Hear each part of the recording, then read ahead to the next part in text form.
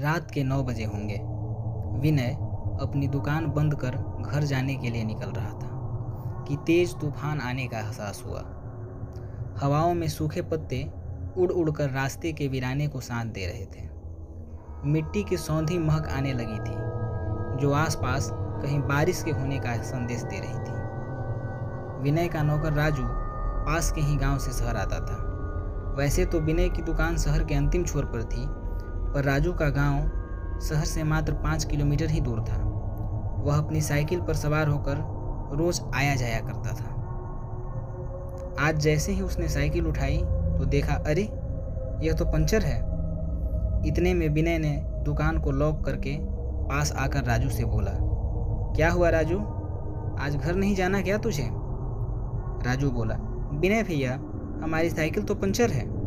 अब इतनी तूफानी रात में कोई ठीक करने वाली दुकान भी खुली नहीं होगी। विनय हंसकर बोला, अरे तू चिंता क्यों करता है, मेरी बाइक किस लिए है? राजू बोला, अरे भैया आप रहने दो, हमारी वजह से क्यों तकलीफ लेनी, और फिर आपको पता नहीं गांव का रास्ता कितना खतरनाक है। विनय राजू को छेड़ते हुए बोला, हाँ हाँ बेटा, तू अकेले ही उस रास्ते के खतरों और खतरे वाली को देखना चाहता है ना? राजू हैरान होकर विनय से बोला, भैया आप शहर के लोगों को समझाना कितना कठिन है। यह बात बिल्कुल सच है कि इस रास्ते पर छलायन का वास है। वह जवान लड़कों का खून पीकर जिंदा रहती है। छलायन छल से खूबसूरत स्त्री बनकर जवान आदमियों को अपने मोह जाल में फांस लेती है। विनय भैया, उसके आगे कोई जिंदा नहीं बच सकता। विनय ने राजू के आगे मोटरसाइकिल खड़ी की और बैठने का इशारा किया। आज उस हसीना को देखकर ही रहूंगा, विनय ने हंसते हुए कहा। जैसे ही मोटरसाइकिल शुरू हुई, बारिश की बूंदें भी गिरने लगी। 5 मिनट में बारिश ने घनघोर मूसलाधार रूप ले लिया था। विनय और राजू शहर से कुछ बाहर निकल आए थे। राजू बुदबुदाने लगा, विनय भैया जल्दी चलिए। विनय को बारिश के तेज थपेड़ों के कारण रोड बहुत कम दिख रहा था और रोड भी बारिश में फिसलनदार हो गया था।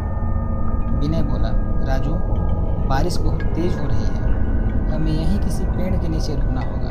राजू मना करने लगा, विनय भैया बिल्कुल नहीं रोकनी है, आप चलते रहिए। विनय एक आध मिनट बमुश्किल गाड़ी चला पाया कि उसे रोड दिखना बिल्कुल ही कम हो गया। बारिश बहुत तेज हो रही थी। विनय ने 2.5 किलोमीटर चलने के बाद एकाएक गाड़ी रोक दी और सामने एक कत्तल पोश ढकी छायादार जगह देखकर बोला, उतर राजू, यहीं रुकना पड़ेगा। मुझसे ऐसी तेज बरसात में ड्राइविंग नहीं होगी, कहीं मर जाएंगे दोनों एक्सीडेंट में। राजू बहुत दबाव में नीचे उतरा। बेचारा इतना सहम गया कि हनुमान चालीसा का पाठ करने लगा। विनय और राजू दोनों उस टपरी में आ खड़े हुए। इतनी तेज बारिश में रात के करीब 9:45 का समय था कि कहीं से घुंघरुओं की छनक हुई। राजू की हालत पतली हो गई कि हो न हो यह तो छलायन की ही आवाज़ है। विनय ने भी वह आवाज़ सुनी थी, पर विनय बहादुर था और उसे इन भूत प्रेत में विश्वास नहीं था। तभी एक लाल रंग की सलवार कमीज पहनी हुई युवती उस भरी बरसात में सड़क पर आती हुई दिखी। उसने एक छाता भी लगाया हुआ था, जो बारिश की तेजी को संभालने में अक्षम था, जिससे वह भीग भी रही थी। विनय और राजू की तरफ उसके बढ़ते हुए कदमों से राजू घबरा उठा। उधर विनय छाते की ओट में छिपे उसके चेहरे को देखने को उत्सुक हो रहा था। वह और पास आ गई। लंबे लंबे उसके केस एक चोटी में गुथे हुए थे और चमकीले परिधान उस बरसात की रात को और भी खूबसूरत बना रहे थे। उसके सुवर्ण मुख के आगे चांद की छटा भी फीकी लगे। उसके झुमके तेज हवा से हिलोरे मारकर मुखमंडल से टकरा रहे थे। अब वह विनय के एकदम सामने थी।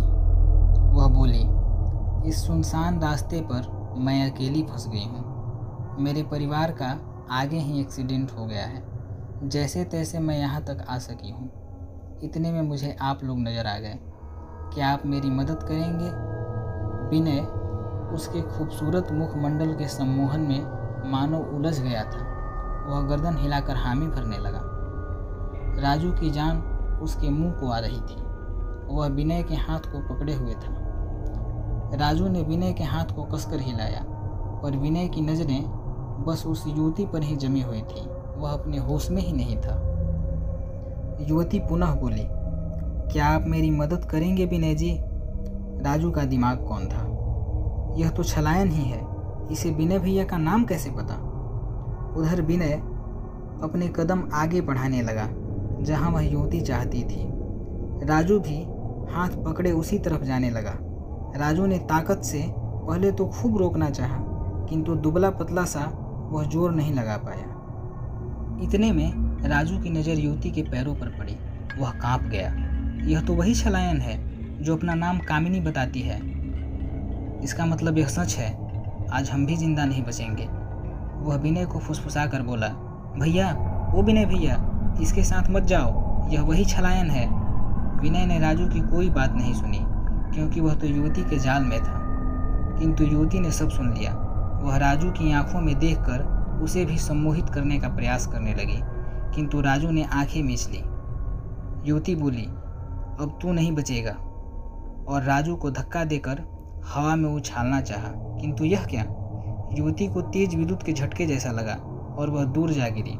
राजू अवाक सा रह गया और अपने हाथों की ओर गौर से देखने लगा। माँ काली का शक्ति बीज धागा उसके हाथों पर बंधा था। वह तुरंत समझ गया। उसने उसे आंखों से लगाकर माँ का स्मरण किया। यह डोरा उसकी माँ ने इसीलिए तो बांधा था कि रोज रात को अकेले आना जाना था उसका इस रास्ते पे। युवती उठकर खड़ी हुई, तभी विनय की तंद्रा टूट गई। वह पचकचा गया। युवती अपने असली वेश में आ गई। विकृत मुंह था उसका। बाल ऐसे भयानक से काले थे जैसे वर्षों से कंघी ही न किया हो। उल्टे पैरों में बड़े मैले मैले नाखून थे उसके। ऐसा भयानक रूप विनय और राजू ने कभी नहीं देखा था। विनय पसीने से तर हो गया था। वह चिल्लाने लगी, आज की रात तुम दोनों का खून पी जाऊंगी मैं, जिससे मेरी जवानी भी बढ़ेगी और उम्र भी। पिछले 250 सालों से यही रहकर शिकार कर रही हूँ, तुम दोनों को भी जिंदा नहीं छोड़ूंगी। विनय ने राजू का कसकर हाथ पकड़ा और राजू के हाथ को छलायन की ओर लेकर गया। दोनों माँ काली का नाम जप रहे थे और राजू के हाथों में बंधा शक्ति सूत्र चमकने लगा। उसकी चमक से छलायन की आंखें चौंधी आ गईं। वह कमजोर पड़ने लगी। राजू ने छलायन को शक्ति सूत्र से छू लिया, जिससे देखते ही देखते वह जलने लगी। भयंकर जलन होने लगी उसकी देह में और वह चीखती चिल्लाती भस्म हो गई। बारिश भी थम गई थी। विनय और राजू बाइक पर सवार होकर गांव की ओर निकल गए। विनय अब भूत प्रेत में विश्वास करने लगा था।